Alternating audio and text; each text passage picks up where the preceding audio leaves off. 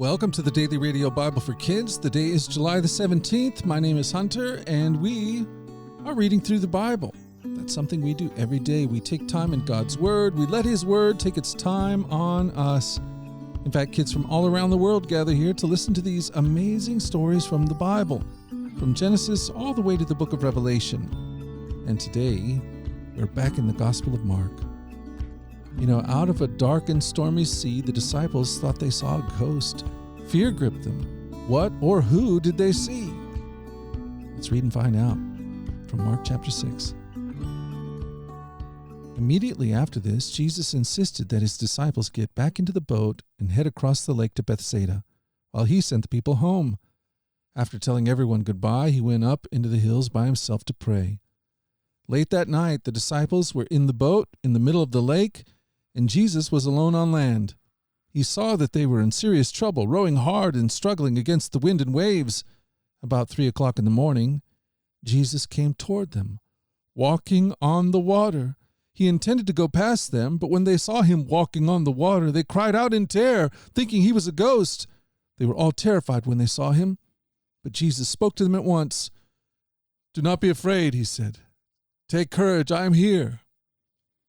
Then he climbed into the boat, and the wind stopped.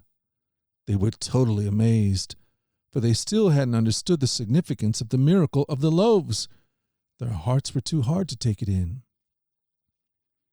After they had crossed the lake, they landed at Gennesaret. They brought the boat to shore and climbed out. The people recognized Jesus at once, and they ran throughout the whole area carrying sick people on mats to wherever they heard he was.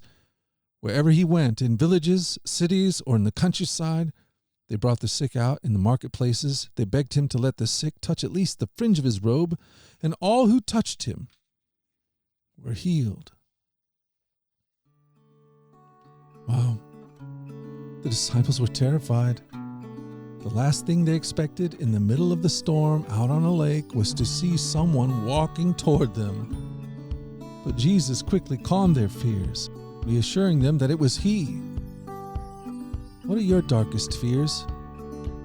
Jesus wants you to know that he is always with you. Let's listen to his voice. "It's all right, I'm here," he says. "Don't be afraid." This is what Deuteronomy 31:6 says. "Be strong and courageous. Do not be afraid and do not panic, for the Lord your God will personally go ahead of you.